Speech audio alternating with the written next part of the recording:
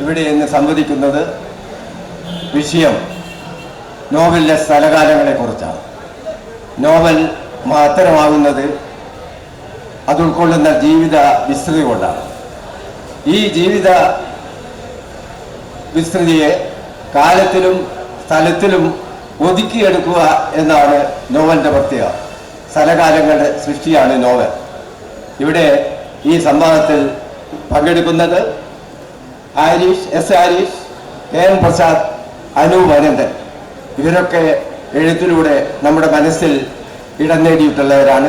അവരെല്ലാം സ്വാഗതം ചെയ്തുകൊണ്ട് ഈ സംവാദത്തിന് തുടക്കം കുറിക്കുന്നതാണ്. നമസ്കാരം. കല, പ്രകൃതി, ജനാധിപത്യം എന്ന തലവാചകത്തിന് കീഴെയാണ് ഇരിക്കുന്നത്. ഒരുപക്ഷെ ഒരു ഫാഷിസ്റ്റ് ഭരണകൂടം അനുദിനം ഭീതി ഉയർത്തുന്ന ഒരു അന്തരീക്ഷത്തിൽ ജനാധിപത്യം എന്ന വാക്ക് നിരന്തരം ഉപയോഗിക്കപ്പെടുകയും ഭരണഘടനയുണ്ട് എന്ന് ഓർമ്മപ്പെടുത്തുകയും ചെയ്യേണ്ട ഒരു കാലത്താണ് നാം ജീവിക്കുന്നത്. നോവലിൻ്റെ പരിസ്ഥിതി, ഭൂമിശാസ്ത്രം എന്ന വിഷയമാണ് ഇവിടെ ഉള്ളത്. ആ വിഷയത്തെക്കുറിച്ച് സംസാരിക്കുമ്പോൾ ഏറ്റവും അനുയോജ്യരായ രണ്ടുപേരാണ് നമുക്ക് മുമ്പിലുള്ളത്. അതൊന്ന് മലയാള നോവൽ സാഹിത്യത്തിലേക്ക് മീശ വിരിച്ച് കടന്നു വന്ന പ്രിയങ്കരനായ S. ഹരീഷാണ്. അദ്ദേഹത്തെ ഈ സദസ്സിൻ്റെ ഔപചാരികതയ്ക്ക് വേണ്ടി സ്വാഗതം ചെയ്യും. മറ്റൊന്ന് പ്രിയങ്കരനായ KN പ്രസാദാണ്. തൻ്റെ നാടിൻ്റെ ശബ്ദം പൊനം എന്ന നോവലിലൂടെ വായനക്കാരിലേക്ക് എത്തുകയും വിവിധങ്ങളായ അനുഭവ തലങ്ങളിലൂടെ അത് കൊണ്ടുപോവുകയും ചെയ്തു എന്നതാണ് ആ നോവലിൻ്റെ പ്രത്യേകത. പ്രശാന്തിനെയും ഔപചാരികതയ്ക്ക് വേണ്ടി സ്വാഗതം ചെയ്യും. ഒരു പ്രാദേശിക ഭാഷ അല്ലെങ്കിൽ നോവലിൻ്റെ ഒരു സ്ഥലകാല ചരിത്രം എന്ന് പറയുമ്പോൾ നാം നിൽക്കുന്നത് കടത്തനാടിൻ്റെ മണ്ണിലാണ്. പഴയ കടത്തനാട്, ഇന്നത്തെ വടകര. ഇത് കാരക്കാടിൻ്റെ ഭാഗമാണ്. ഇത് ആ അർത്ഥത്തിൽ ഇത് സ്മാരകശിലയുടെ ഭൂമിയാണ്. ഈ പരിപാടി നടക്കുന്ന വേദിയുടെ തൊട്ടടുത്തായി ഒരു കട്ടണിൽ തൂങ്ങിക്കിടക്കുന്നത് മനോജിന്റെ ചിത്രങ്ങളാണ്. മനോജിന്റെ ചിത്രങ്ങൾ നിറയെയുള്ളത് സ്മാരകശിലയിൽ പുനത്തിൽ കണ്ട ചിത്രങ്ങളും ആ നോവൽ എഴുതാൻ പ്രേരിപ്പിച്ച ഇടങ്ങളുമാണ്. അങ്ങനെ ഒരു ഏറെ പ്രത്യേകതയുണ്ട് ഈ വേദിക്ക് എന്നാണ് ഇവിടെ വന്നപ്പോൾ എനിക്ക് തോന്നിയത്. എങ്ങനെ നോവലിന്റെ ഒരു സ്ഥലകാല ഭൂമിയിലേക്കുള്ള യാത്ര ഒരു തീർത്ഥയാത്ര പോലെയായി മാറുന്ന ഒരു കാലത്താണ് നാം ജീവിക്കുന്നത്. അതാണ് ഖസാക്കിലേക്കുള്ള വായനക്കാരുടെ യാത്ര. ഖസാക്കിലേക്ക് പോകുമ്പോൾ അവർ വീണ്ടും തൻ്റെ പ്രിയപ്പെട്ട നോവലിലെ കഥാപാത്രങ്ങളെയും ആ അനുഭവ പരിസരങ്ങളെയും അടുത്തറിയുകയാണ്. S. ഹരീഷ് വളരെ സന്തോഷത്തിലാണുള്ളത്. ആദ്യം എഴുതാൻ ഉദ്ദേശിക്കുകയും എന്നാൽ മൂന്നാമതായി പിറവിയെടുക്കുകയും ചെയ്ത പട്ടുനൂൽ പുഴുവിൻ്റെ വിശേഷമാണുള്ളത്. മലയാള അടുത്ത കാലത്തെ സാഹിത്യത്തിൽ ഏറെ ഭീഷണി നേരിട്ട ഒരു എഴുത്തുകാരനാണ്. നമുക്കൊക്കെ അറിയാവുന്നതുപോലെ 3 ലക്കങ്ങളായി പ്രസിദ്ധീകരിക്കുകയും പിന്നീട് നിർത്തുകയും പിന്നീട് അത് പുസ്തക രൂപത്തിലാവുകയും ചെയ്ത മീശ എന്ന നോവൽ വായനക്കാർ ആ ഭീഷണിപ്പെടുത്തിയവരെ തോൽപ്പിച്ചുകൊണ്ടിരിക്കുകയാണ്. അനുദിനം വായനക്കാർ പെരുകിക്കൊണ്ടിരിക്കുന്ന മീശ നൽകുന്ന അനുഭവം അതാണ്. മീശയ്ക്ക് ശേഷം ആഗസ്റ്റ് 17, അതിനുശേഷം ഇപ്പോഴിതാ ഇനി ഏറ്റവും എളുപ്പം വായനക്കാരിലേക്ക് എത്താൻ പോകുന്ന പട്ടുനൂൽ പുഴു. ഏതായാലും അതേക്കുറിച്ചാവാം ആദ്യ സംസാരം എന്ന് തോന്നുന്നു. മീശ ആദ്യം തുടക്കത്തിലൊരു ഭീതി ജനിപ്പിച്ചിരുന്നു. പിന്നീട് ആ ഭീതി ധീരതയായി മാറിയിരിക്കുകയാണ്. അങ്ങയുടെ തന്നെ ചില അഭിമുഖങ്ങളിൽ കേൾക്കുന്നത് ആദ്യം ഭയം തോന്നി, ഇപ്പോഴാണെങ്കിൽ ഞാൻ അങ്ങനെയായിരുന്നില്ല പ്രതികരിക്കുക എന്നാണ്. എങ്ങനെയാണ് ഈ മാറ്റത്തെ അങ്ങയിൽ ഈ ഭീഷണി ഉൾപ്പെടെയുള്ള പ്രവർത്തനങ്ങൾ പരിവർത്തിപ്പിച്ചിട്ടുള്ളത്?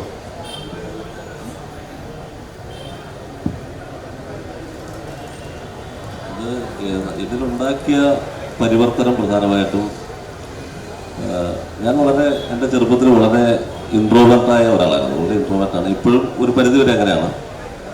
എൻ്റെ ജീവിത രീതി അതായിരുന്നു. അങ്ങനെയുള്ള ഒരാൾ പെട്ടെന്ന് വിവാദങ്ങളൊരു പരിസരത്തിലോട്ട് എത്തിപ്പെടുന്നു. പെട്ടെന്ന് ആൾക്കാർ എന്നെക്കുറിച്ച് സംസാരിക്കുന്നു. ഫേസ്ബുക്കിലും വാട്സപ്പിലും ഇൻസ്റ്റഗ്രാമിലല്ല അങ്ങനെയുള്ള സ്ഥലങ്ങളിലൊക്കെ വലിയ തെറികൾ നടക്കുന്നു. വീടിൽ വന്ന് 2 പോലീസുകാരെ കാവൽ നിൽക്കുന്നു. ഇതൊക്കെ ഉണ്ടാകുമ്പോഴത്തേക്ക് നമുക്കുണ്ടാകുന്ന ഒരു വല്ലായ്മയുണ്ട്. അതൊരു പേടിയില്ല, ഒരു വല്ലായ്മ. അത് അങ്ങനെ അല്ലല്ലോ ഒരു നോവലിനെ കുറിച്ച് സംഭവിക്കേണ്ടത്, അല്ലെങ്കിൽ ഒരു പുസ്തകം എഴുതിയാൽ ഇതല്ലല്ലോ സംഭവിക്കേണ്ടത് എന്നൊരു തോന്നലുണ്ട്. അതായിരുന്നു ആദ്യം ഉണ്ടായത്. പിന്നെ പിൽക്കാലത്ത് അതിനെ ഞാൻ മറികടക്കാൻ പഠിച്ചു. കാരണം നോവൽ എന്ന് പറഞ്ഞാൽ, അല്ലെങ്കിൽ എഴുത്തെന്ന് പറഞ്ഞാൽ നമ്മൾ പൊതുസമൂഹത്തിന് തുറന്നു കൊടുക്കുന്ന ഒരു കാര്യമാണ്. എറിഞ്ഞ കല്ലാണ് നോവലും കഥയൊക്കെ. അപ്പോൾ ആൾക്കാർ അതിനെക്കുറിച്ച് പലതരത്തിൽ പ്രതികരിക്കും. ചിലപ്പോൾ നല്ലത് പറയും, ചിലപ്പോൾ മോശം പറയും. അപ്പോൾ അതിനെ നേരിടാൻ നമ്മൾ തയ്യാറായിരിക്കണം. ഒരു എഴുത്തുകാരൻ എന്നുള്ള രീതിയിൽ നമ്മൾ തയ്യാറായിരിക്കണം. അതിനെ നമ്മൾ മറികടക്കണം. അതിൻ്റെ സന്തോഷങ്ങളും സങ്കടങ്ങളും ഒരുപോലെ നമ്മൾ സ്വീകരിക്കണം എന്നൊരു പാഠമായിരുന്നു എനിക്കത്. ഞാൻ അങ്ങനെയാണ് ഇപ്പോഴാണെങ്കിൽ സ്വീകരിക്കുക എന്നെനിക്ക് തോന്നുന്നു. പിന്നെ അതുണ്ടായ സമയത്ത് ഞാൻ അതിനെ കാര്യമായിട്ട് ചെറുക്കാനൊന്നും പോയില്ല. ഞാൻ പതുക്കെ നിശബ്ദനായിരിക്കുകയായിരുന്നു. കാരണം ഒരു വിവാദത്തിന് അധികം ആയുസില്ലെന്ന് എനിക്കറിയാമായിരുന്നു. കാരണം ഇന്നത്തെ കാലത്ത് പ്രത്യേകിച്ച് സോഷ്യൽ മീഡിയയുടെ കാലത്ത് ഒരു 2-3 ദിവസം അല്ലെ 2-3 ആഴ്ച പരമാവധി നിൽക്കുന്നതാണ് വിവാദങ്ങൾ. കഴിഞ്ഞ ആഴ്ച ഉണ്ടായ വിവാദങ്ങൾ ഈ ആഴ്ച നമ്മൾ ഓർക്കുന്നില്ല, ഏതാണെന്ന് ഓർക്കുന്നത്. അപ്പോൾ നമ്മൾ അതിൻ്റെ പുറകെ അധികം പോകേണ്ട കാര്യമില്ല. ഒരു നോവലോ കഥയോ ആണെങ്കിൽ കുറേ കാലം കൂടി നിൽക്കണമെന്നാണ് എഴുത്തുകാരൻ എന്നുള്ളതിൻ്റെ നമ്മളെല്ലാം ആഗ്രഹിക്കുന്നത്. അപ്പോൾ അങ്ങനെ നിൽക്കാൻ അർഹതയുണ്ടെങ്കിൽ നിൽക്കട്ടെ എന്നൊരു തീരുമാനമാണ് ഞാൻ എടുത്തത്. അതുപോലെ തന്നെ കേരളത്തിൽ ഒരുപക്ഷെ ഏറ്റവും കൂടുതൽ ഓടുന്ന ഒരു കാര്യം ഇരവാദം എന്ന് പറഞ്ഞ കാര്യമാണ്. വേണമെങ്കിൽ എനിക്ക് വളരെ നന്നായിട്ട് അക്കാര്യത്തിൽ ഇരവാദം ഉന്നയിക്കാവുന്ന ഒരാളായിരുന്നു. അതും ഞാൻ അക്കാര്യത്തിൽ വേണ്ടെന്ന് വെച്ചതാണ്. കാരണം നമ്മുടെ പുസ്തകത്തിന് അതിന് ക്വാളിറ്റി ഉണ്ടെങ്കിൽ അത് നിലനിൽക്കട്ടെ എന്നൊരു സമീപനമായിരുന്നു എൻ്റെ. ഇപ്പോഴും അതേ സമീപനമാണ്. പ്രശാന്ത് പൊന്നമാണ് പതിപ്പുകളായി ഇറങ്ങിക്കൊണ്ടിരിക്കുകയാണ്. ഒരുപക്ഷെ കാസർഗോഡിൻ്റെ ഉദിനൂർ എന്ന് പറഞ്ഞ ഗ്രാമത്തിൻ്റെ ആത്മാവുണ്ടതിൽ. ഒരു കുറിപ്പിൽ കണ്ടത് അതിൽ ഉദിനൂറിന് ആത്മാംശം ഇല്ലെന്ന പോലെയാണ്. ഞാനത് നിഷേധിക്കുകയാണ്. എന്ത് പറയുന്നു അതിനെക്കുറിച്ച്?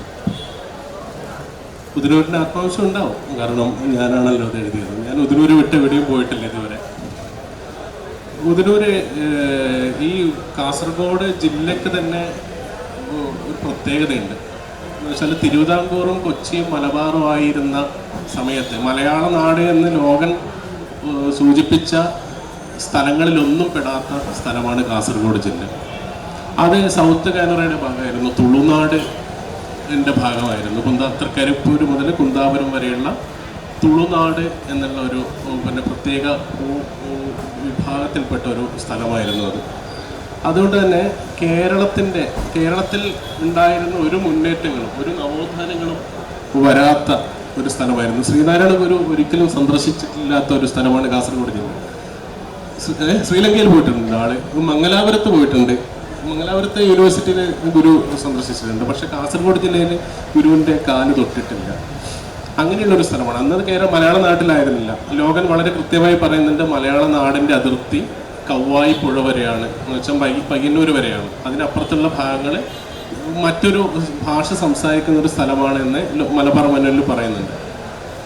അങ്ങനെ അതാണ് ആ ഒരു സ്ഥലത്തിൻ്റെ പ്രത്യേകത. ഉദിനൂര് എന്ന് പറയുമ്പോൾ അത് പഴയ തുളുനാടിലാണ്.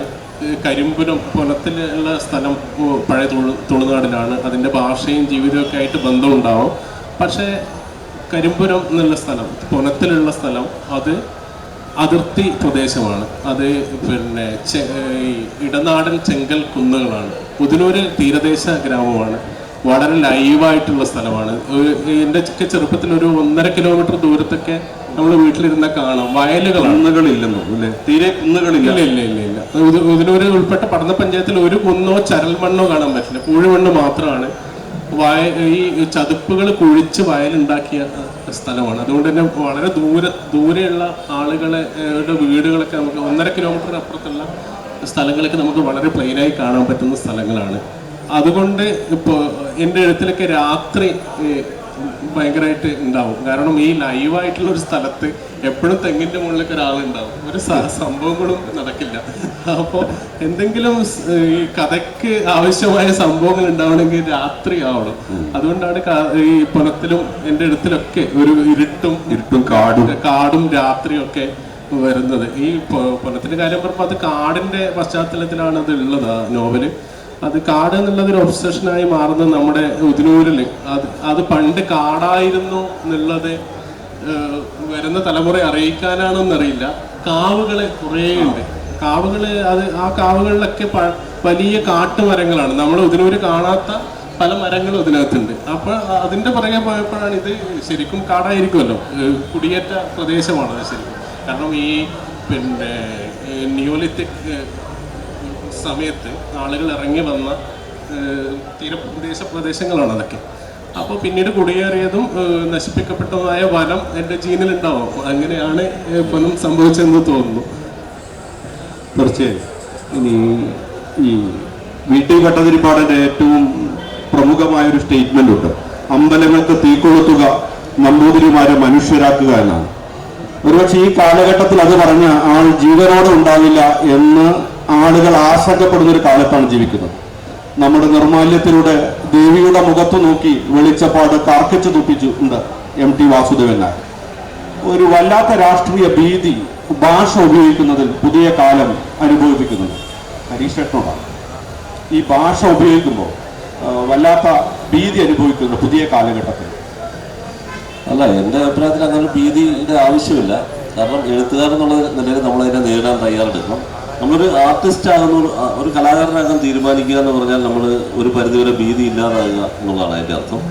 നമുക്കറിയാവുന്ന ജീവിതങ്ങളെക്കുറിച്ച് നമ്മൾ എഴുതുന്നു. ഒരുപക്ഷെ നമ്മുടെ വീടിനെ കുറിച്ചായിരിക്കും നമ്മൾ എഴുതുന്നത്. അപ്പോൾ തന്നെ നമുക്ക് അതിനെ മറികടക്കാനുള്ള ഒരു ധൈര്യം നമുക്കുണ്ടല്ലോ തീർച്ചയായിട്ടും. പ്രത്യേകിച്ചും നമ്മുടെ കാലത്ത് തീർച്ചയായിട്ടും നമ്മളെ ആശങ്കപ്പെടുത്തുന്ന ഒരുപാട് കാര്യങ്ങളുണ്ട്. ഒരുപാട് എഴുത്തിനെതിരെ ഉള്ള ആക്രോശങ്ങൾ ഒരുപാടുണ്ട്. സമുദായ സംഘടനകളുണ്ട്, രാഷ്ട്രീയ പാർട്ടികളുണ്ട്, എല്ലാവരും എഴുത്തിനെതിരെ തിരിയുന്ന ഒരു കാലമുണ്ട്. ഇതെല്ലാ കാലത്തും ഇങ്ങനെ ഉണ്ടായിരുന്നു എഴുത്തിന്. കാരണം ഇത് എഴുത്തെന്ന് പറഞ്ഞ ഒരു ജനാധിപത്യ പ്രക്രിയയായിട്ടാണ് ഞാൻ വിചാരിക്കുന്നത്. ഇതൊരു കമ്മ്യൂണിക്കേഷനാണ്. നമ്മളൊരു പ്രശാന്ത് ഒരു കഥ എഴുതുന്നത് മറ്റുള്ളവർക്ക് മനസ്സിലാകാൻ വേണ്ടിയാണ്, മറ്റുള്ളവർ വായിക്കാൻ വേണ്ടിയാണ്. അവർ വായിക്കുന്നത് പ്രശാന്തിൻ്റെ കയ്യിൽ എന്ത് കിട്ടും എന്നറിയാൻ വേണ്ടി. അത് ജനാധിപത്യത്തിൻ്റെ ഒരു പ്രാഥമിക രൂപമാണ്. അതുകൊണ്ട് തന്നെ അതിനെതിരെ തീർച്ചയായിട്ടും ഭരിക്കുന്നവർ എക്കാലത്തും കുറച്ചൊക്കെ ഉണ്ടായിരിക്കും. അപ്പോൾ അതിനെ നമ്മൾ തീർച്ചയായിട്ടും ധൈര്യപൂർവ്വം നേരിടണം. കാരണം മുൻപുള്ളവർ അങ്ങനെ എഴുതിയുകൊണ്ടാണ് നമുക്ക് ഇപ്പോൾ എഴുതാൻ പറ്റുന്നത്. ബഷീറും തകഴിയും എല്ലാം കൂടെ കുറച്ച് ചീത്ത കഥകൾ എന്ന് പറഞ്ഞ പുസ്തകം എഴുതിയായിരുന്നു. ബഷീറിൻ്റെ ശബ്ദങ്ങൾക്കെതിരെ വലിയ പ്രശ്നമുണ്ടായിരുന്നു. അതുപോലെ തന്നെ ഖസാക്ക് ഇറങ്ങി കഴിഞ്ഞപ്പോൾ ഖസാക്കിനെതിരെ വലിയ പ്രശ്നങ്ങളുണ്ടായിരുന്നു. ഖസാക്കിനെതിരെ കമ്മ്യൂണിസ്റ്റ് പാർട്ടി പോലും പ്രശ്നങ്ങൾ ഉണ്ടാക്കിയിരുന്നു. അരുന്തീറയുടെ പുസ്തകം ഇറങ്ങിയപ്പം അതിനെതിരെ പ്രശ്നങ്ങളുണ്ടായിരുന്നു. അത് ഓരോ കാലഘട്ടത്തിലുണ്ട്. അപ്പോൾ നമ്മളതിനെ ധൈര്യപൂർവ്വം നേരിടണം എന്നുള്ളതാണ്. അല്ലാതെ നമ്മൾ ഉപയോഗിക്കുന്ന വാക്കുകൾ ചിലരെ പ്രകോപിപ്പിക്കും എന്ന് പറഞ്ഞ് നമ്മൾ മാറി നിൽക്കുന്നത് ശരിയല്ല. നമുക്കൊരു പക്ഷേ ജീവിതത്തിൽ ഭയം കാണുന്നു പറഞ്ഞ പോലെ. പക്ഷേ നമ്മൾ എഴുത്തിൽ അത് ഒരിക്കലും കൊണ്ടുവരേണ്ട കാര്യമില്ല. ആവശ്യം വേണ്ട വാക്കുകൾ ഉപയോഗിക്കുക എന്നുള്ളത്, വാക്കോ വാചകങ്ങളോ അഭിപ്രായങ്ങളോ ഉപയോഗിക്കുക. അങ്ങനെയേ നമുക്കിത് പ്രയോഗിക്കാനുള്ള സ്വാതന്ത്ര്യം കിട്ടുകയുള്ളൂ എന്നാണ് എൻ്റെ അഭിപ്രായം. പറഞ്ഞുകൊണ്ടിരിക്കുമ്പോൾ അത് പറയാനുള്ള സ്വാതന്ത്ര്യം സ്വാഭാവികമായിട്ടും കിട്ടും. അല്ലാതെ പേടിച്ചിരുന്നാൽ നമ്മൾ പുറകോട്ട് നിൽക്കേണ്ടി വരും. ഈ മീശയിൽ തുടങ്ങി ആഗസ്റ്റ് 17 പട്ടുനൂൽ പുഴുവിലെത്തി. എന്താണ് പട്ടുനൂൽ പുഴുവിൻ്റെ പ്രമേയത്തെക്കുറിച്ച് പറയാവുന്നത്? അതിൽ രാഷ്ട്രീയമുണ്ടോ? പ്രണയവും ഇതൊക്കെയാണ് ഇതിനിടെയുള്ള വാക്കുകളിലൂടെ കേട്ടത്. അതിലുപരിയായി ഒളിച്ചു വെച്ച രാഷ്ട്രീയമുണ്ടെന്ന് വായനക്കാർ പ്രതീക്ഷിക്കുന്നു. അല്ല, രാഷ്ട്രീയമില്ലാത്ത കൃതികളില്ലല്ലോ. നമ്മൾ എഴുതുന്നതിലെല്ലാം രാഷ്ട്രീയമുണ്ട്. രാഷ്ട്രീയം ഇല്ലെന്ന് പറഞ്ഞാൽ അത് വലിയ നുണയാണ്. പക്ഷേ അതിനകത്ത് പ്രത്യക്ഷ രാഷ്ട്രീയമൊന്നും ഇല്ലെന്ന് തന്നെയാണ് എൻ്റെ അഭിപ്രായം. ഞാനത് കുറച്ചുകൂടെ എൻ്റെ ജീവിതവുമായിട്ട് അടുത്ത് നിൽക്കുന്ന കാര്യങ്ങളാണ് അതിനകത്ത് എഴുതിയേക്കുന്നത്. കുറച്ചുകൂടി അത് മീശയിലും ആഗസ്റ്റ് 17 ഒക്കെ കുറച്ചുകൂടി അകന്നു നിന്നുള്ള കാഴ്ചയാണ്. അപ്പോൾ മീശയിലെ വാവച്ചൻ്റെ ജീവിതം എനിക്ക് യഥാർത്ഥത്തിൽ ആഴത്തിൽ അറിഞ്ഞുകൂടാത്ത ജീവിതമാണ്. അതായത് അതിനെ മാറി നിന്നാണ് ഞാൻ കണ്ടത്, മാറി നിന്നുള്ള കാഴ്ചയാണ്. അപ്പോൾ അത്രയും വൈകാരിക അനുഭവം ഉണ്ടാകില്ല. പക്ഷേ ഇത് കുറച്ചുകൂടി അടുത്തു നിന്ന് ക്യാരക്ടേഴ്സിനെ കാണാനാണ് ഞാൻ ശ്രമിക്കുന്നത് ഇതിനകത്ത്, പട്ടുനൂൽ പുഴുവിനകത്ത്. അതുപോലെ തന്നെ മീശയിലും ആഗസ്റ്റ് 17 ഒക്കെ കഥാപാത്രങ്ങളുടെ ഒരു ധാരാളിത്തം ഉണ്ടായിരുന്നു. ഒരുപാട് ക്യാരക്ടേഴ്സ്, വലിയൊരു കാലയളവ് ഒക്കെ ഉണ്ടായിരുന്നു. ഇത് അത്രയും വലിയ കാലയളവല്ല, ഒരു കുറഞ്ഞ കാലയളവിൽ നടക്കുന്ന കഥയാണ്. അതുപോലെ തന്നെ കുറച്ച് ക്യാരക്ടേഴ്സാണ് നോവലുള്ളത്. കുറച്ച് ഒരു 10-15 പേര്, പ്രധാനപ്പെട്ട 3-4 പേര് മാത്രമുള്ള ഒരു നോവലാണ്. എൻ്റെ എഴുത്തിലെ ഒരു വ്യത്യാസപ്പെട്ട എഴുത്തായിട്ട് എനിക്ക് തോന്നുന്നു. ഇതുവരെയുള്ള എഴുത്തിലെ വ്യത്യാസപ്പെട്ട ഒരു എഴുത്തായിട്ട് തോന്നുന്നു, ഭാഷയിലും അവതരണത്തിലുമൊക്കെ. അത് വായനക്കാരാണ് തീരുമാനിക്കേണ്ടത്. പക്ഷേ എൻ്റെ വിശ്വാസം വേറൊരു തരം എഴുത്താണെന്നാണ്. കാരണം ഓരോ സമയത്ത് നമ്മൾ എഴുത്തിൽ ഒരു മറികടക്കൽ നമ്മൾ ആഗ്രഹിക്കുമല്ലോ. നമ്മൾ കുറച്ച് നാൾ ഒരേ രീതിയിൽ എഴുതി കഴിയുമ്പോൾ കുറച്ചൊന്ന് മാറണമെന്ന് നമ്മൾ സ്വാഭാവികമായിട്ടും ആഗ്രഹിക്കും. നമ്മൾ കാണുന്ന മനുഷ്യർ, നമ്മൾ വായിക്കുന്ന പുസ്തകങ്ങളൊക്കെ നമ്മൾ മാറ്റും. ഈ ഒരു 3-4 വർഷ കാലയളവിൽ തീർച്ചയായിട്ടും ഞാൻ വായിച്ച പുസ്തകങ്ങൾ അതിന് പ്രേരണയായിട്ടുണ്ട്. കണ്ട മനുഷ്യർ, ഇപ്പോൾ സാഹിത്യത്തെക്കുറിച്ചുള്ള നമ്മുടെ കാഴ്ചപ്പാട് കുറച്ചൊക്കെ മാറും. എന്താണ് നല്ല സാഹിത്യം എന്നുള്ള കാഴ്ചപ്പാട് മാറും. അപ്പോൾ അതൊക്കെ എഴുത്തിൽ വരും. അങ്ങനെ വന്ന ഒരു പുസ്തകമാണ് പട്ടുനൂൽ പുഴു എന്ന് ഞാൻ വിചാരിക്കുന്നു. വായനക്കാർക്ക് കുറച്ചുകൂടെ വൈകാരിക അനുഭവം ഒരുപക്ഷെ ഉണ്ടായേക്കാം എന്ന് വിചാരിക്കുന്നു. കുറച്ചുകൂടി അടുത്ത കഥാപാത്രങ്ങളാണ്, ജീവിതത്തോട് അടുത്ത കഥാപാത്രം. ഈ ജനിച്ചു വളർന്ന സ്ഥലവും കേട്ട കഥകളുമാണ് എൻ്റെ ആദ്യ നോവലായ മീശക്ക് വഴിവെച്ചത്. എന്നാൽ ഒരാൾ എന്നത് അയാളുടെ ആന്തരിക ലോകവുമാണ്. ഇത് ഹരീഷിൻ്റെ വാക്കുകളാണ്. ആദ്യം എഴുത്തു തുടങ്ങിയ നോവൽ പട്ടുനൂൽ പുഴുവാണ്. എത്രമാത്രം ആന്തരിക ലോകം അതിലുണ്ട്? ഒരുപക്ഷെ ഇപ്പം അടുത്ത കഥാപാത്രങ്ങൾ എന്ന് പറഞ്ഞു, അത് ഏതൊക്കെ തരത്തിലാണ് അത് വരുന്നത്? ആദ്യം എഴുത്ത് തുടങ്ങിയത് പട്ടണപ്പുഴുവല്ല, മീശ തന്നെയാണ്. എഴുതാൻ വിചാരിച്ച നോവലാണ്. അപ്പം എല്ലാവരും സ്വന്തം ജീവിതം, സ്വന്തം അനുഭവങ്ങളൊക്കെ എഴുത്തിൽ കൊണ്ടുവരാൻ ഏതെങ്കിലും തരത്തിൽ ആഗ്രഹിക്കുമല്ലോ. മീശ ഒരിക്കലും എൻ്റെ അനുഭവത്തിൽപ്പെട്ട കാര്യമല്ല. പക്ഷെ അതേസമയം തന്നെ അത് ഞാൻ ജനിച്ചു വളർന്ന സ്ഥലം അതിനകത്തുണ്ട്. അപ്പോൾ നോർത്ത് കുട്ടനാട് ഞാൻ ജനിച്ചു വളർന്ന സ്ഥലമാണ്. പിന്നെ ആഗസ്റ്റ് 17 ഞാൻ വായിച്ച, ഞാൻ ചെറുപ്പം പോലെ ഉൾക്കൊള്ളുന്ന ചരിത്രം അതിലുണ്ട്. പക്ഷേ ഇതിലങ്ങനെയല്ല. ഇത് കുറച്ചുകൂടെ എൻ്റെ വ്യക്തി ജീവിതം കുറച്ചൊക്കെ അതിനകത്തുണ്ട് എന്ന് പറഞ്ഞ് പൂർണ്ണമായിട്ടും അങ്ങനെയാണ് എന്ന് പറയാൻ കഴിയില്ല. നമ്മൾ എഴുതുമ്പോൾ അതെല്ലാം മാറുമല്ലോ. ഒരാളുടെ ജീവിതം അതേപടി പകർത്തി വെച്ചാൽ ഒരിക്കലും നോവലോ കഥയാകില്ല, അത് വളരെ പരാജയപ്പെട്ടൊരു കൃതിയാവും. പക്ഷേ ഇതങ്ങനെയല്ല. നമ്മൾ വ്യക്തിപരമായിട്ട് അനുഭവിച്ച ചില സങ്കടങ്ങൾ, ചില വിഷാദങ്ങൾ,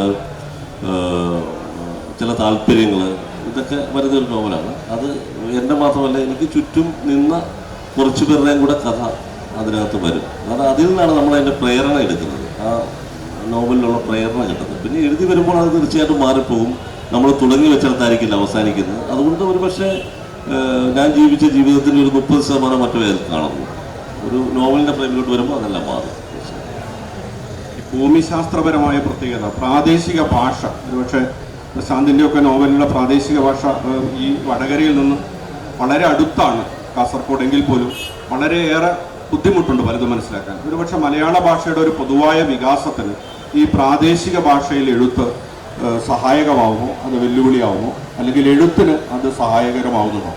നമുക്ക് അടുത്തറിയുന്ന ഭാഷ ഉപയോഗിക്കുന്നതിലൂടെ തങ്ങളുടെ കഥാപാത്രങ്ങൾ എളുപ്പം വായനക്കാരിലേക്ക് എത്തിക്കാൻ സഹായിക്കുന്നു. പ്രാദേശിക ഭാഷ വായന ഇപ്പോൾ കൃത്യമായി നടക്കുന്നുണ്ട്. ഒരുപക്ഷെ അത്തരം വ്യത്യസ്തമായ ഭാഷ ഉപയോഗിക്കുന്നതിനും അത്തരം നോവലുകളും പൊതുവിൽ ലോക സാഹിത്യത്തിൽ തന്നെ ശ്രദ്ധിക്കപ്പെടുന്നത്. ഒരുപക്ഷെ അതുകൊണ്ടാണ് ഈ നോവലുകൾക്കൊക്കെ വലിയ അംഗീകാരങ്ങളിലൊക്കെ ലഭിക്കുന്നത്. എങ്ങനെയാണ് മലയാള ഭാഷയുടെ പൊതുവികാസത്തിന് ആ ഭാഷ ഗുണകരമാവും? അങ്ങനെ തോന്നിയിട്ടില്ല. അത് ഭാഷാ വികാസത്തിന് അത് ഗുണപരമാണെന്ന് തോന്നിയിട്ടില്ല. നമുക്ക് എഴുതാൻ എളുപ്പമാണ് അത് നമ്മുടെ സ്വന്തം ഭാഷ. ഞാൻ പല സ്ഥലത്തും പറഞ്ഞാണ്, നമ്മുടെ കഥാപാത്രങ്ങൾ സംസാരിക്കുമ്പോഴാണ് ഈ ഭാഷ വരുന്നത്. അല്ല, നരേഷൻ നമ്മൾ മാനക ഭാഷയിൽ തന്നെയാണ് എഴുതുന്നത്. അപ്പോൾ ഈ നമ്മൾ സംസാരിക്കുന്നത് പലപ്പോഴും നമ്മൾ ആത്മാവിൽ നിന്നാണല്ലോ സംസാരിക്കുന്നത്. ആ കഥാപാത്രങ്ങൾ അതുപോലെ അവരുടെ ഭാഷ സംസാരിക്കുന്നു എന്നുള്ള രീതിയിലാണ് എഴുതുന്നത്. അത് ആളുകൾ ഉൾക്കൊണ്ട് അത് മനസ്സിലാക്കി ഇങ്ങനൊരു വാക്കുണ്ട്. ഇപ്പോൾ കാസർഗോഡ് മാത്രം പറയുന്ന പല വാക്കുകളുണ്ട്. പൊന്നാറ് എന്ന് പറഞ്ഞൊരു വാക്ക് ഈ അംബികാസുധ മാഷ്ടയുടെ കഥകളിലൊക്കെ നിങ്ങൾ കാണും. അത് കാഞ്ഞങ്ങാട് താലൂക്കിൽ മാത്രം പറയുന്ന വാക്കാണ്. അതുപോലെ പിന്നെ തൊണ്ടച്ചൻ എന്ന് പറഞ്ഞിട്ടൊരു വാക്കുണ്ട്. അത് തുളു വാക്കാണ്. തൊഡ അജ്ജ എന്നുള്ള മുത്തശ്ശൻ എന്നുള്ള വാക്കാണ്. അങ്ങനെയുള്ള തൊണ്ടച്ചനൊക്കെ കുറച്ച് കണ്ണൂരൊക്കെ ഉപയോഗിക്കും. കണ്ണൂർ ഭാഗങ്ങളിലൊക്കെ നേരത്തെ കോരപ്പുഴ വരെ തുളുനാടായിരുന്നല്ലോ. അങ്ങനെ പല വാക്കുകളും ഉണ്ട്. അതൊക്കെ ആളുകൾ ഉൾക്കൊള്ളുന്നു, വായിക്കുന്നു. അങ്ങനെ വലിയ പ്രശ്നങ്ങളൊന്നും ആളുകൾക്കില്ല. നല്ല വായനക്കാരെല്ലാം ആ രീതിയിലാണ് ഉൾക്കൊള്ളുന്നത്. അതിൽ അവർക്ക് മനസ്സിലാവായിക ഒന്നും പറഞ്ഞു കേട്ടിട്ടില്ല ഇതുവരെ. കഥകളുടെ ലോകത്തേക്ക് തള്ളിയിട്ട് കടന്നു കളഞ്ഞ മറ്റേമ, അത് അറിയാൻ താല്പര്യമുണ്ട്. അത് അവർ എത്രമാത്രം ഒരു പക്ഷേ ഒരു വലിയ കഥാകാരനെ സൃഷ്ടിക്കുന്ന തരത്തിൽ സ്വാധീനിച്ചിട്ടുണ്ടാവും. ആ അച്ചമ്മയെക്കുറിച്ച് കേൾക്കണം. അത് തികച്ചും വ്യക്തിപരമായ കാര്യമാണ്. അത് എല്ലാവർക്കും അങ്ങനെ ഒരു മുത്തശ്ശി ഉണ്ടാവും. അവരെ വിദ്യാഭ്യാസമൊന്നും ഇല്ലാത്ത വളരെ 103-ാം വയസ്സിൽ മരിച്ച ഒരാളാണ് 2021. അതിഭയങ്കര കഥ പറച്ചിൽ കാര്യമായിരുന്നു. കർഷക തൊഴിലാളിയായിരുന്നു. അപ്പോൾ ഈ നമ്മുടെ വീടിൻ്റെ മുന്നിൽ വയലാണ്, വലിയ വയല. അപ്പോൾ ഈ വയലിൽ പണി കഴിഞ്ഞ സ്ത്രീകളൊക്കെ കയറി വന്നൊരു കഥ പറച്ചിലുണ്ട്. പക്ഷെ നമുക്ക് പറഞ്ഞു തരുന്ന പിന്നീട് നമ്മൾ ആലോചിച്ചപ്പോഴാണ് മനസ്സിലായത്, അത് നമ്മൾ വളരെ കുട്ടിക്കാലത്തെ ഈ ഉദനൂര് ഉണ്ടാവുന്നതിന് മുന്നേ അവിടെ ഉണ്ടായ മൃഗങ്ങളുടെയും അതിനുശേഷം പിന്നെ ഭൂതങ്ങളുടെയും പിന്നീട് അവിടെ ഉണ്ടായ സമരങ്ങളുടെയും ഒക്കെ കഥകളാണ് പറഞ്ഞു. നമ്മൾ പ്രായത്തിനനുസരിച്ചാണ് നമുക്ക് കഥകൾ പറഞ്ഞു തന്നത്. അപ്പോൾ പിന്നെ കുറേ വലുതായിട്ട് ഞാൻ ചോദിച്ചിട്ടുണ്ട് എങ്ങനെയാണ് നമ്മൾ. അപ്പോൾ എന്നോട് പറഞ്ഞത്, നിനക്ക് കഥ മാത്രം മതിയായിരുന്നു, വേറൊന്നും നിനക്ക് വേണ്ട. നീ എവിടെ എന്ത് തിന്നാനില്ലെങ്കിൽ കഥ കേട്ടാൽ കിടന്നുറങ്ങുന്ന കുട്ടിയായിരുന്നു എന്നാണ്. അപ്പോൾ അവരാണ് നമ്മുടെ, അങ്ങനെ എല്ലാവർക്കും അങ്ങനെ ഉണ്ടാവും. ഇപ്പം ഞാൻ ഹരീഷേട്ടൻ എൻ്റെ എഴുത്താണ് എന്നെ ശരിക്കും നമ്മുടെ എഴുത്തിനെ മാറ്റിയൊരു എഴുത്ത്. കഥകളുണ്ട്, നമ്മൾ കഥകൾ എഴുതി വരുന്നുണ്ടെങ്കിലും പെട്ടെന്നൊരു നമുക്ക് ഇങ്ങനെയുള്ള ഒരു കഥ, ഇതൊരു ഭയങ്കര അത്ഭുതമാണല്ലോ എന്ന് വെച്ചാൽ എൻ്റെ ഒരു ഗുരുസ്ഥാനിയായിട്ടുള്ള ആളാണ് ഇവിടെ കൽപ്പറ്റ മാഷൻ. അദ്ദേഹം നമ്മുടെ ഒരു സെൻസിബിലിറ്റിയെ മാറ്റിയ ആളുകൾ. അതുപോലെ ഒരാളാണ് ഈ മറ്റേമ്മയും. അങ്ങനെ ഞാൻ ഉദ്ദേശിക്കുന്നുള്ളൂ. അവർ പിന്നെ സ്വന്തം വീട്ടിൽ എഴുത്ത് പള്ളിക്കൂടെ ഉണ്ടായിട്ടും എഴുത്ത് പഠിക്കാൻ പറ്റാതിരുന്ന ഒരു ആളായിരുന്നു അവർക്ക് അതിലൊക്കെ വലിയ സങ്കടം ഉണ്ടായിരുന്നു. അതിൻ്റെ കഥകൾ ഒരുപാടുണ്ട്, പറയാനും നമുക്ക് മറ്റുള്ളവരോട് പറയാൻ കുറേ കഥകൾ പറഞ്ഞു തന്നിട്ടുണ്ട്. അത് വലിയൊരു ആസ്തിയായിട്ട് ഞാൻ കാണുന്നു. ഈ നോവലിലെ സ്ഥലകാലങ്ങളുമായി ബന്ധിപ്പിച്ചപ്പോൾ ഞാൻ നേരത്തെ പറഞ്ഞ ഖസാക്കിലേക്ക്, ഇവിടെ ഈ കടത്തനാടിൻ്റെ കാരക്കാടിൻ്റെ മണ്ണിലേക്ക്, നാളെ ഉദിനൂരിലേക്കുള്ള വായനക്കാരുടെ യാത്ര പ്രതീക്ഷിക്കും? ഇല്ല, പ്രതീക്ഷിക്കുന്നില്ല. ഈ പൊനം വായിച്ചിട്ട് അത് സിനിമ ചെയ്യാൻ വേണ്ടി വന്ന ആളുകളെ പൊനം കാണാൻ എന്നോട് ചോദിച്ചു. ഞാൻ പറഞ്ഞു അങ്ങനെ ഒരു സ്ഥലമില്ല, അതിൻ്റെ തലയിൽ നിന്നുണ്ടായ എൻ്റെ ഭാവനയിൽ നിന്നുണ്ടായ സ്ഥലമാണ്. അപ്പോഴവരും വിശ്വസിക്കുന്നില്ല. എന്തായാലും ഇങ്ങനെ ഒരു സ്ഥലമുണ്ട്, ഒരു കാടുണ്ടാവും. കാട് നമ്മുടെ ഉള്ളിലുള്ള, ഈ സ്ഥലം നമ്മുടെ ഉള്ളിലുള്ളതാണ്. അത് മറ്റുള്ളവരെ നമ്മൾ കണ്ട കാഴ്ചയല്ലല്ലോ മറ്റുള്ള ആളുകൾ കാണുന്നത്, നമ്മൾ വായിക്കുന്നതല്ല അവർ വായിക്കുന്നത്. ഒരേ ടെക്സ്റ്റ് ആണെങ്കിലും നമ്മുടെ ഭാവനയല്ല അവർക്ക്. അപ്പോൾ ആ സ്ഥലമായിരിക്കില്ല അവർ കാണുന്നത്. ഞാൻ ഉദിനൂരിനെ കുറിച്ച് എഴുതിയാലും ചിലപ്പോൾ നിങ്ങൾ വന്നാൽ ഇതല്ല ആ സ്ഥലം എന്ന് പറയും.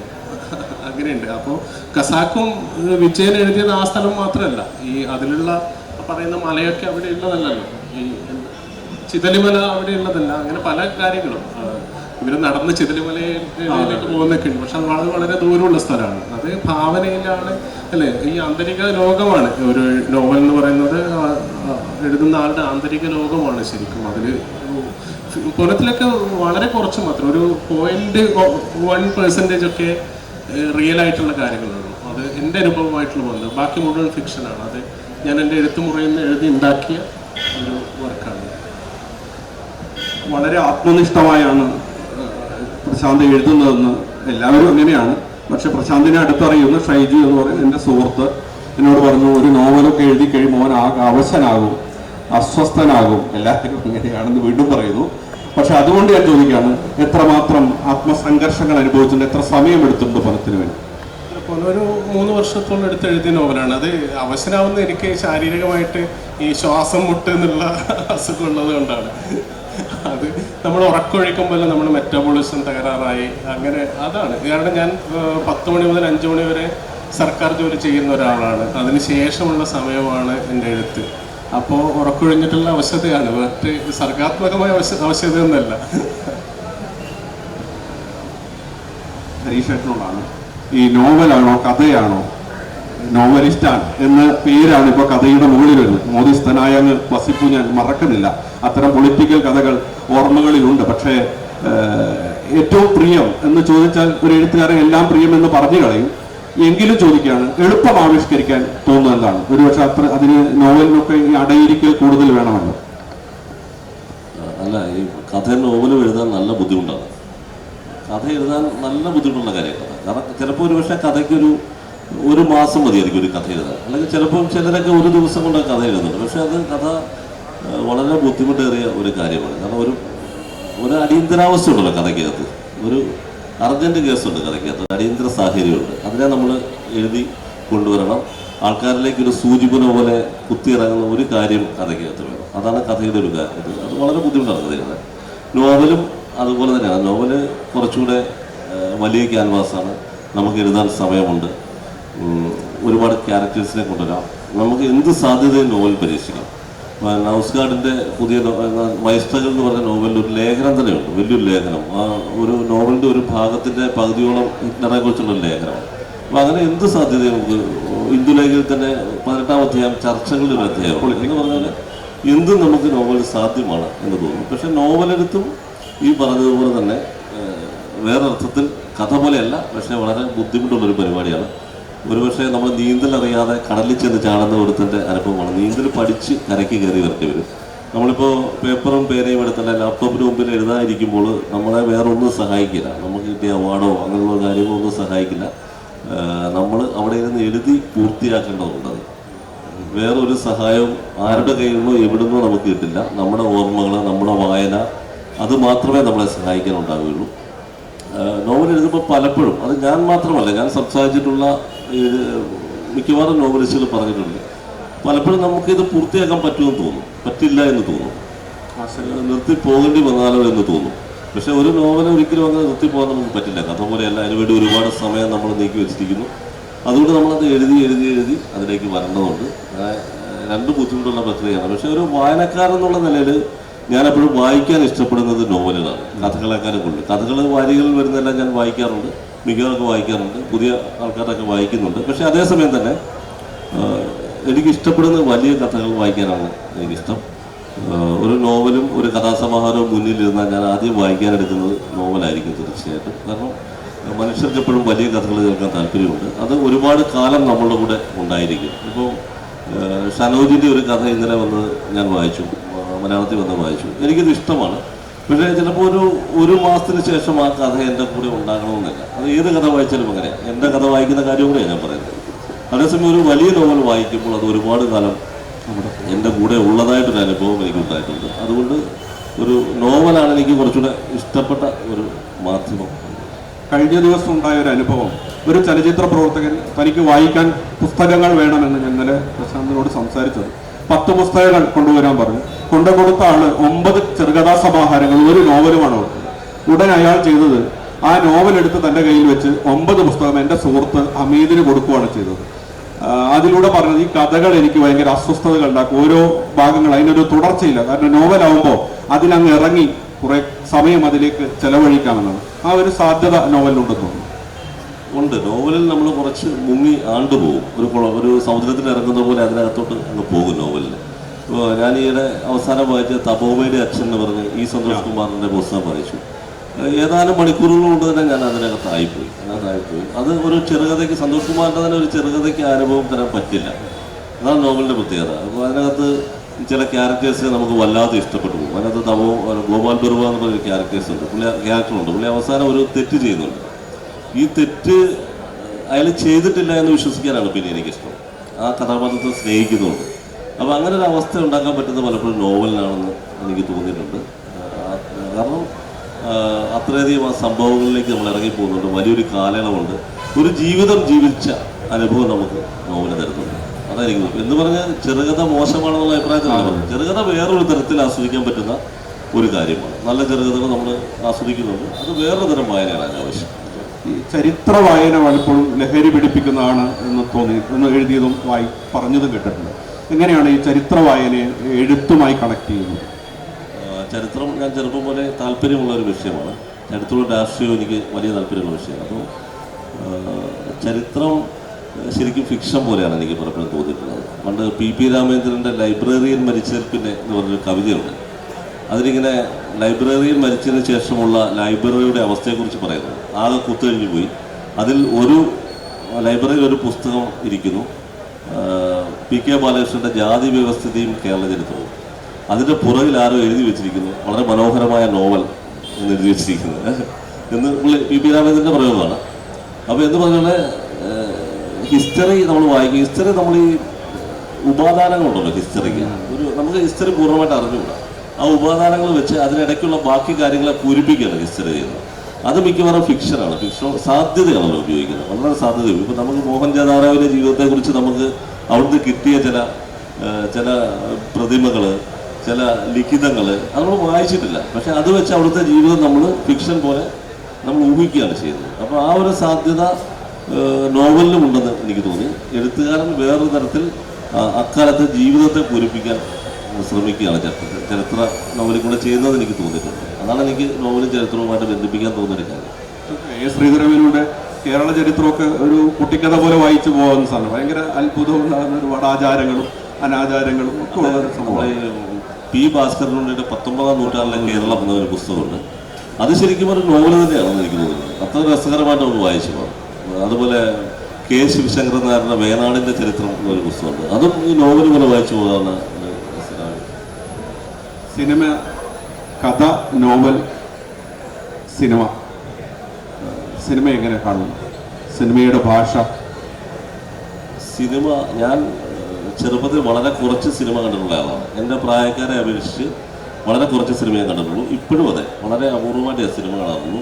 വീട്ടിലെ ആൾക്കാരൊക്കെ, ഭാര്യയും കുട്ടികളൊക്കെ നിർബന്ധിക്കുമ്പോൾ പോയി കാണും. അല്ലെങ്കിൽ എനിക്ക് ഇഷ്ടം തോന്നുന്ന ആരെങ്കിലും പറയുന്ന സിനിമകൾ മാത്രം പോയി കാണുന്ന ആളാണ് ഞാൻ. സിനിമയിൽ എത്തിപ്പെടുമെന്ന് ഒരിക്കലും വിചാരിച്ചതല്ല. വളരെ യാദൃശ്ചികമായിട്ട് സിനിമയിലോട്ട് വന്നതാണ്. കാരണം എൻ്റെ പ്രായത്തിലുള്ള സുഹൃത്തുക്കളൊക്കെ അവരൊരു 10-20 വയസ്സായപ്പോഴേ സിനിമയിൽ എത്തിപ്പെടാനുള്ള പരിശ്രമങ്ങൾ ഒരുപാട് പേര് നടത്തിയിട്ടുണ്ട്. അപ്പോൾ ഒരു താല്പര്യം എനിക്ക് തോന്നിയിട്ടില്ല. പിന്നെ കഥകളൊക്കെ എഴുതി കഴിഞ്ഞ് വളരെ യാദൃശ്ചികമായിട്ട് സഞ്ജു സുരേന്ദ്രൻ എന്ന് പറഞ്ഞ ഒരു സംവിധായകൻ വരികയും അദ്ദേഹം ആദ്യത്തെ സിനിമ ചെയ്യുകയും ചെയ്തു. അപ്പോഴും സിനിമയുടെ ഒരു വാണിജ്യ ലോകത്തേക്ക് എത്തിപ്പെടുമെന്ന് വിചാരിച്ചില്ല. പിന്നെ ലിജോസ് പല്ലിശ്ശേരി ഈ മാവോയിസ്റ്റ് സിനിമയൊക്കെ വന്നപ്പോഴാണ് അങ്ങനെ വന്നത്. സിനിമയുടെ ലോകം വ്യത്യസ്തമായ ലോകമാണ്. എന്ന് പറഞ്ഞാൽ നമ്മൾ വിചാരിക്കുന്ന സാഹിത്യത്തിൻ്റെ ലോകമായിട്ട് അതിന് വലിയ ബന്ധമൊന്നുമില്ല. അതൊരു കച്ചവടത്തിൻ്റെ ലോകമാണ്. കച്ചവടം മോശമാണെന്നുള്ള അർത്ഥത്തിലല്ല പറയുന്നത്, കച്ചവടം നല്ലത് തന്നെയാണ്. അപ്പോൾ അങ്ങനെ ഒരു അവിടെ നമ്മുടെ എഴുത്തിനേക്കാൾ പ്രാധാന്യം അവിടെ സംവിധായകനാണ്. അപ്പോൾ സംവിധായകനാണ് ഇതിൻ്റെ മൂല്യം നിശ്ചയിക്കുന്നത്. ഈ സിനിമ എങ്ങനെ ആകണമെന്ന് തീരുമാനിക്കുന്ന അയാളാണ്. ഇപ്പോൾ എൻ്റെ കഥയെടുത്ത് താങ്കൾ സിനിമ ചെയ്താൽ അത് എൻ്റെ സിനിമയല്ല, അത് താങ്കളുടെ സിനിമയാണ്, അത്രേ ഉള്ളൂ. അത് ജല്ലിക്കെട്ട് ലിജോ ജോസ് പല്ലിശ്ശേരീസ് ജല്ലിക്കെട്ട് എന്നാണ് എഴുതി കാണിക്കുന്നത്, ഹരീഷിൻ്റെ അല്ലത്. എൻ്റെ അത് കഥയാണ്. അപ്പോൾ ആ ഒരു വ്യത്യാസം ഈ സിനിമയും കഥയും നമ്മുടെ എഴുത്തുമൊക്കെ ആയിട്ടുണ്ട്. അത് വേറൊരു ലോകമാണ്, തികച്ചും വ്യത്യസ്തമായ ലോകം. 12 പതിപ്പിലെത്തിപ്പോനെ അല്ലേ? ഇനി അടുത്ത നോവൽ ഏതാണ്? ഒരുപക്ഷെ അങ്ങേക്കൊക്കെ ഒരു വായനാ സമൂഹമുണ്ട്. ഇപ്പോൾ പുതിയ കാലത്തിൻ്റെ ഒരു പ്രത്യേകതയാണ്. ഒരു ആരാധക വൃന്ദം എന്ന് വേണമെങ്കിൽ പറയാവുന്ന തരത്തിലൊരു സമൂഹം സൃഷ്ടിക്കപ്പെടുന്നുണ്ട്. എങ്ങനെയാണ് അടുത്ത നോവൽ മനസ്സിലുണ്ടോ? അടുത്ത നോവൽ എഴുതണമെന്ന് ആഗ്രഹമുണ്ട്. അത് മുതിരൂരിൻ്റെ പശ്ചാത്തലത്തിലൊരു നോവലായിരിക്കണം എന്നും ആഗ്രഹമുണ്ട്, അത്രയേ ഉള്ളൂ. ആ ഗ്രാമത്തിന് മുഴുവൻ ഒപ്പിയെടുക്കാൻ വേണ്ടി തീരുമാനിച്ചിരിക്കുകയാണ് മലയാള സാഹിത്യത്തിലേക്ക്. നമുക്ക് അപ്പോഴേ കല്ലുവെച്ച നുണകളാണ് സാഹിത്യമെന്ന് മലയാളികളോട് ആദ്യം പറഞ്ഞത് MT വാസുദേവൻ നായരാണെന്ന് തോന്നുന്നു. പിന്നീടുള്ള എല്ലാ സാഹിത്യകാരന്മാരും ഈ നുണകൾ പറഞ്ഞുകൊണ്ടേയിരിക്കുകയാണ്. പക്ഷെ മലയാളിയുടെ ഞാൻ ഉൾപ്പെടെയുള്ള വായനക്കാർക്ക് ആവശ്യവും ഈ നുണകളാണ്. ഈ നുണകളാണ് നമ്മുടെ വ്യക്തിപരമായ ദുഃഖങ്ങളെ, സങ്കടങ്ങളെ അതിജീവിക്കാൻ ഒരുപക്ഷെ ഒരു വേളയെങ്കിലും നമ്മളത് വായിച്ചു പോകുമ്പോൾ അതിൽ നമ്മുടെ പ്രശ്നങ്ങളിൽ നിന്ന് മാറി മറ്റൊരു ലോകത്തേക്ക്, മറ്റൊരു കഥാപാത്രത്തിൻ്റെ ലോകത്തിലേക്ക് മാറാൻ നമ്മെ പ്രേരിപ്പിക്കുന്നത്. ഒരു വലിയ ഒരു ആക്ഷൻ പടം കണ്ടിറങ്ങുന്ന ഏത് സമൂഹത്തെയും നോക്കിയാൽ നിങ്ങൾ കാണാവുന്നത് അവരുടെ ശരീരഭാഷ മാറും. എല്ലാവരും ഒരു ആക്ഷൻ ഫൈറ്റിന് തയ്യാറായി നിൽക്കുന്നത് പോലെ ഒരു സിനിമ കണ്ടിറങ്ങുന്ന, അത്തരം സിനിമ കണ്ടിറങ്ങുന്നവരെ കാണാം. നിങ്ങൾ ഈ പുഷ്പ ഒക്കെ ഉള്ള സിനിമകൾ കണ്ടിറങ്ങുന്ന ചെറുപ്പക്കാരെയും അല്ലാത്തവരെയും കണ്ടാൽ നമുക്ക് തോന്നുകയാണ് അത്രമേൽ കഥാപാത്രം വായനക്കാരിലേക്ക് സ്വാധീനിക്കുന്നുണ്ട്. ഈ കല്ലുവെച്ച നുണകളുടെ ലോകമാണ് ഒരുപക്ഷെ സമകാലികമായ അസ്വസ്ഥതകളിൽ നിന്ന് നമ്മെ മാറ്റി തീർക്കുന്നത്, വായനയുടെ പുതിയ ലോകത്തേക്ക് കൊണ്ടുപോകുന്നത്. ഇനി നിങ്ങൾക്ക് ചോദ്യം ചോദിക്കാനുള്ള സമയമാണ്. ചോദ്യങ്ങളാണ്.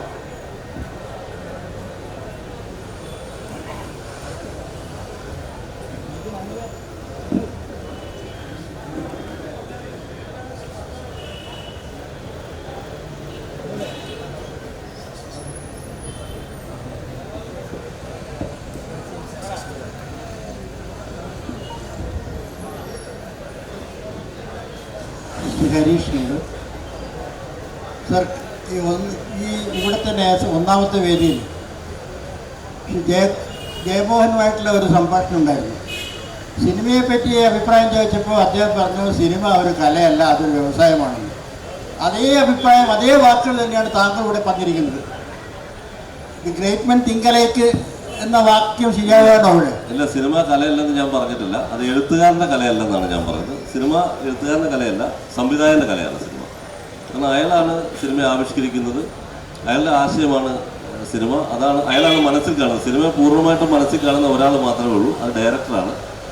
അയാളുടെ കലയാണ് സിനിമ. ആധുനിക കാലത്ത് മനുഷ്യൻ കണ്ടുപിടിച്ച ഏക കലാരൂപം സിനിമയാണ്. കാരണം കഥ, പാട്ട്, നൃത്തം എല്ലാം പണ്ടേ ഉള്ളതാണ്. നമ്മുടെ ആധുനിക ശാസ്ത്രയുഗത്തിൽ മനുഷ്യൻ കണ്ടുപിടിച്ച ഒരേ ഒരു കല അതാണ്. അതിനെ തീർച്ചയായിട്ടും ഞാൻ ബഹുമാനിക്കുന്നു. അല്ലാതെ അത് കലയല്ല എന്നുള്ള അഭിപ്രായം അത് ജയമോഹൻ്റെ അഭിപ്രായമാണ്, എൻ്റെ അഭിപ്രായമല്ല. ഞാൻ ഇവിടെ അവസാനിപ്പിച്ചെടുത്തിലാണ് ചോദിക്കുന്നത്. കല്ല് വെച്ച നുണയാണ് എല്ലാ സാഹിത്യവും എന്ന് MT മുതൽ എല്ലാവരും പറഞ്ഞിട്ടുണ്ട്. അങ്ങനെയാണെങ്കിൽ നമ്മളെ ഇന്ത്യയിലെ ഇതിഹാസ കാവ്യങ്ങളായ രാമായണം, മഹാഭാരതമൊക്കെ കല്ല് വെച്ച നുണയാണ് എന്ന് നമുക്ക് പറയാം. ഞാൻ ചോദിക്കുന്നത്, നേരത്തെ പറഞ്ഞ ജനാധിപത്യ സംവിധാനത്തെയൊക്കെ വലിയ വെല്ലുവിളി നേടുന്ന കാലത്ത് അത് പരസ്യമായി നമുക്ക് കല്ല് വെച്ച നുണയാണെന്ന് പറയാൻ ഇന്ന് കഴിയുമോ എന്നൊരു ആശങ്ക പങ്കുവെക്കുകയാണ്.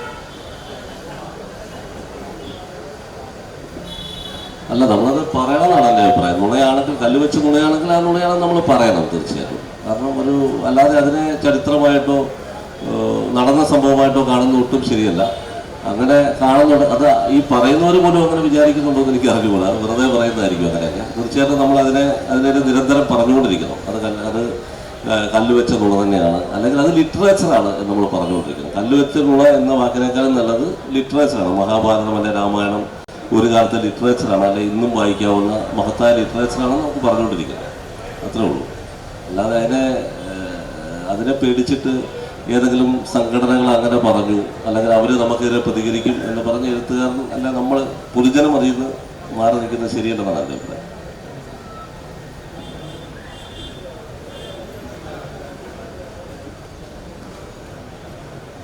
രണ്ടുപേരോടാണ് ചോദ്യം.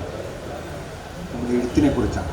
ഞാനൊരു സാഹിത്യ അധ്യാപകൻ വിദ്യാർത്ഥി എന്ന നിലയിലുള്ള ഒരു ഡൗട്ടാണ്. നമ്മൾ നോവലിലേക്കുള്ള വഴി ശരിക്കും പ്രമേയത്തിൽ നിന്നാണോ അതോ കഥാപാത്രങ്ങളിൽ? എനിക്ക് ഈ മീശ വായിച്ചപ്പോൾ അങ്ങനെ തോന്നിയിട്ടുണ്ട്. വാവച്ചൻ എന്ന് പറഞ്ഞ ഇമേജിൽ നിന്നാണ് ശരിക്കും അത് നോവലിലേക്ക് വലുതായത്. രണ്ടുപേരും പുനം വായിച്ചിട്ടില്ല. അത് ഒരു കുഴപ്പം പിടിച്ച ചോദ്യമായിട്ടാണ് എനിക്ക് തോന്നുന്നത്. നമുക്കങ്ങനെ കൃത്യമായിട്ട് പറയാൻ പറ്റില്ല. ഇപ്പോൾ വാവച്ചൻ എന്ന ക്യാരക്ടറിൽ നിന്നാണ് തീർച്ചയായിട്ടും മീശയുടെ തുടക്കം. അതോടൊപ്പം അദ്ദേഹത്തിൻ്റെ കഥയും ഉണ്ട് അതിനകത്ത്. ഒരു ക്യാരക്ടർ വരുന്നത് അയാളെ ചുറ്റിപ്പറ്റി ഒരു കഥയുള്ളത് കൊണ്ടാണല്ലോ ആ ക്യാരക്ടർ വരുന്നത്. അതുകൊണ്ടാണ് അങ്ങനെ വരുന്നത്. മിക്കവാറും നമ്മൾ കഥകൾ ആലോചിക്കുമ്പം എന്തെങ്കിലും ഒരു സംഭവം നമുക്ക് കിട്ടിയ, ഉദാഹരണത്തിന് ഞാൻ രസവിദ്യയുടെ ചരിത്രം എന്ന് പറയുന്ന കഥ എഴുതിയപ്പോൾ അതിന് പ്രേരണയായത് എസ് ഗുപ്തൻ എന്ന ഒരു ലേഖനമാണ്. അതിനകത്ത് ഒരു പരാമർശത്തിൽ നിന്നാണ് എനിക്കൊരു കഥ കിട്ടുന്നത്. ചിലപ്പോൾ ഒരു ജീവിത സന്ദർഭത്തിൽ നിന്ന് ഒരു കഥ കിട്ടാം, നമ്മുടെ തന്നെ ജീവിത സന്ദർഭത്തിൽ നിന്ന് കിട്ടാം, ചിലപ്പോൾ ഒരു കഥാപാത്രത്തിൽ നിന്ന് കിട്ടാം. ആഗസ്റ്റ് വരെ എഴുതിയപ്പോൾ അതിന് ഒരു ജീവിത സന്ദർഭമാണ് എനിക്കത് എഴുതാൻ പ്രേരണയായത്. ഒരാൾ പറഞ്ഞൊരു ജീവിത സന്ദർഭമാണ് പ്രേരണയായത്. അങ്ങനെ പല സാധ്യതകളുണ്ടല്ലോ. കൃത്യമായ ഒരു ഉത്തരം അതിന് സാധ്യമല്ലെന്നാണ് എനിക്ക് തോന്നുന്നത്. പ്രശാന്ത് ബാക്കി അദ്ദേഹത്തിൻ്റെ അനുഭവത്തിൽ. അല്ല, ഈ പറഞ്ഞതൊക്കെ കൂടാതെ തികച്ചും ഭാവനയിൽ നിന്ന് ഒരു നോവൽ ഉണ്ടാക്കാം നമുക്ക്. നമ്മൾ ഈ ഭാവനയിൽ അലയുമ്പോഴാണല്ലോ ഇതൊക്കെ ഉണ്ടാവുന്നത്. അപ്പോഴൊരു വരുന്നൊരു തോട്ട് നോവൽ എഴുതി. എൻ്റെ നോവൽ ഉണ്ടായതൊരു പ്രമാദമായ ഒരു കേസിൻ്റെ വക്കീലുമായിട്ട് സംസാരിക്കുമ്പോഴായിരുന്നു. അതിൻ്റെ ഈ നോവലായിട്ട് ബന്ധമായി ഇല്ലാത്ത ഒരു കഥ സംസാരിച്ചപ്പോൾ ആ കഥ എഴുതാമെന്ന് വിചാരിച്ച് എഴുതാൻ തുടങ്ങിയതാണ്. പിന്നെ അത് നോവലായതാണ്. അങ്ങനെ പല നമ്മൾ ഇടപെടുന്ന എല്ലാ സന്ദർഭങ്ങളിൽ നിന്നും നമുക്ക് നോവലോ കഥയോ കിട്ടാം.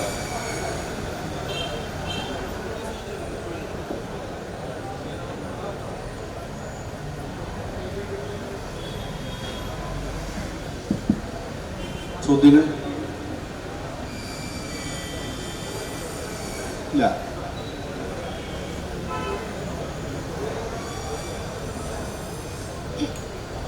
ജാതി രാഷ്ട്രീയത്തെ അടയാളപ്പെടുത്തിയ ഒരു കഥയാണ്. ഒരുപാട് കാലം മുമ്പ് വായിച്ചതാണ്. മോദസ്ഥനായിരിക്കും എന്ന് പറയുന്ന കഥ. അതിൽ ഇന്നത്തെ സാഹചര്യത്തിൽ ജാതി മാറിയുള്ള വിവാഹങ്ങൾ വളരെ സാധാരണമായിട്ടുള്ള ഇന്നത്തെ കാലത്ത് ഉള്ള കുട്ടികൾ നേരിടുന്ന ഒരു സ്വത്വ നഷ്ടം കൂടെ അതിൽ പരാമർശിക്കുന്നുണ്ടെന്ന് തോന്നുന്നു. അതിനെക്കുറിച്ച് എന്താണ് താങ്കൾക്ക് പറയാനുള്ളത്? അല്ല, ജാതിയെ നമ്മൾ വിലയിരുത്തേണ്ടത് കഴിഞ്ഞ 100 വർഷത്തെ ചരിത്രം എടുത്തുകൊണ്ടാണ്.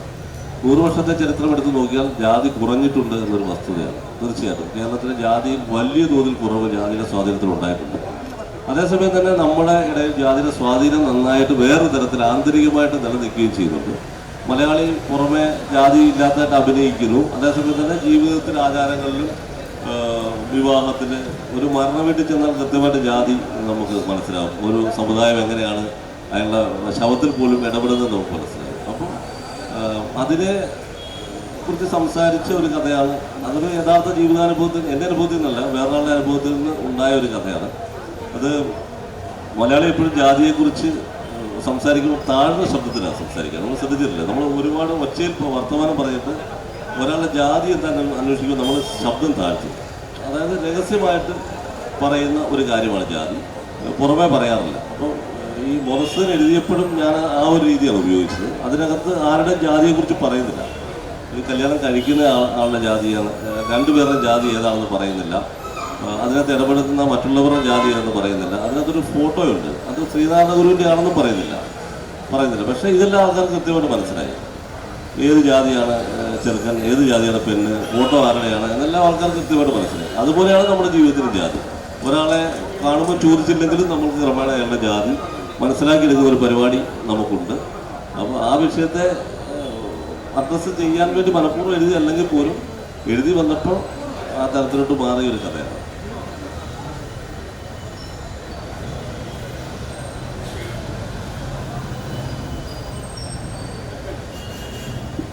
അടുത്തത് ഇവിടെ അടുത്ത സെക്ഷനിലേക്ക് മാറുകയാണ്. ഏതായാലും മലയാള നോവലിൻ്റെ ഏറ്റവും പുതിയ 2 മുഖങ്ങളാണുള്ളത്. ഇവിടെ ഷിഹാബുദ്ദീൻ കൊയ്ത്തുങ്ങളുടെ കൂടി വേണ്ടിയിരുന്നു. അദ്ദേഹത്തിൻ്റെ മകൻ്റെ കല്യാണവുമായി ബന്ധപ്പെട്ടുള്ള തിരക്കുകൾ കൊണ്ടാണ് എത്താതെ പോയത്. സാഹിത്യവും വായനയും അതിൻ്റെ എല്ലാ ഗൗരവത്തിലും നടക്കുന്നുണ്ട്. എല്ലാ ഇതിഹാസങ്ങളും കെട്ടുകഥകളാണെന്ന് പറയാനുള്ള രാഷ്ട്രീയ ബോധ്യമാണ്, ജനാധിപത്യ ബോധ്യമാണ് ഭരണഘടന നമുക്ക് മുന്നോട്ട് വെക്കുന്നത്. അത് ചേർത്ത് പറയാനുള്ള ബോധ്യം വേണം. അല്ലാതെ സൂര്യഭഗവാനിൽ കുട്ടികളുണ്ടാകും എന്ന കഥ നമ്മൾ ശാസ്ത്രീയമായി പഠിക്കേണ്ടി വരും, അതിന് ശാസ്ത്രയുക്തി പറയേണ്ടി വരും. അങ്ങനെ പുഷ്പവിമാനത്തിൻ്റെ ചരിത്രം നാം തേടി പോകേണ്ടി വരും. അങ്ങനെ കെട്ടുകഥകളുടെ ലോകമാണിത്. കെട്ടുകഥകളാണ് നമ്മുടെ മുന്നോട്ട് നയിച്ചത്. നമ്മുടെ സ്വാസ്ഥ്യത്തിന് വേണ്ടി, നമ്മുടെ ജീവിതത്തിൻ്റെ ധർമ്മസങ്കടങ്ങൾ അതിജീവിക്കാനുള്ള എഴുത്ത് രൂപങ്ങളാണ് ഇവിടെ വേണ്ടത്. അങ്ങനെ മുത്തശ്ശി പറഞ്ഞു കൊടുത്ത, മറ്റേമ പറഞ്ഞു കൊടുത്ത ബോധത്തിൻ്റെ കഥകളാണ് KN പ്രശാന്തിനെ ഇവിടെ എത്തിച്ചിരിക്കുന്നത്, ഹരീഷേട്ടനെയും അങ്ങനെ എത്തിച്ചിരിക്കുന്നത്. മലയാള സാഹിത്യത്തിന് ഇങ്ങനെ പ്രതിഭകൾ ഉണ്ടാവട്ടെ എന്ന് ആത്മാർത്ഥമായി ആഗ്രഹിച്ചുകൊണ്ട് ഈ സെക്ഷൻ ഇവിടെ അവസാനിച്ചായിരിക്കും. നന്ദി അർപ്പിക്കാൻ വേണ്ടി അഡ്വക്കേറ്റ് സാജിദ് അവരെ ക്ഷണിക്കുന്നു. പ്രിയപ്പെട്ടവരെ, കടത്തനാട് ലിറ്ററേച്ചർ ഫെസ്റ്റിവലിൻ്റെ നോവലിലെ സ്ഥലകാലങ്ങൾ എന്ന സെഷനിൽ നമ്മെ സംബന്ധിച്ച എസ് ഹരീഷ്, പ്രശാന്ത്, അതുപോലെ തന്നെ നമ്മുടെ മോഡറേറ്റർ വളരെ വൃത്തിയായി നല്ല രീതിയിൽ സാഹിത്യവുമായി നോവലുമായിട്ടുള്ള സ്ഥലകാല വിഷയം ലിങ്ക് ചെയ്ത് സംസാരിച്ചു.